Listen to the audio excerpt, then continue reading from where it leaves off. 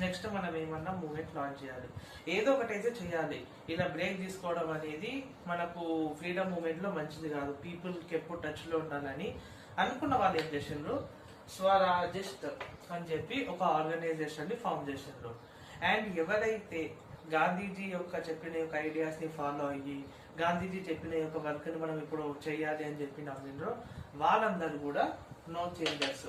So స్వరాజిస్టులు ఒక side, no changes ఒక side. So స్వరాజిస్టులు వీళ్ళ మెయిన్ ఏమైంది, కౌన్సిల్స్ లోకి ఎంటర్ కావాలి. అంటే బ్రిటిష్ అనేది ఎలక్షన్స్ కండక్ట్ చేస్తుండే. సో మనం ఎలక్షన్స్ లో ఇన్వాల్వ్ కావాలి. పీపుల్ ఓట్ ద్వారా మనం ఎలక్ట్ అయ్యి అఫీషియల్లీ మనము గవర్నమెంట్ లో ఒక పార్ట్ అవుతూ బ్రిటిష్ యొక్క పనులను వాళ్ళ యొక్క యాక్షన్స్ ని మనం ఆపాలని చెప్పి స్వరాజిస్టులు డిసైడ్ అయ్యారు. That is to enter councils. అంటే ఎలక్షన్స్ లో ఇన్వాల్వ్ అయ్యి గవర్నమెంట్ లో పార్ట్ గా ఉండి బ్రిటిష్ యొక్క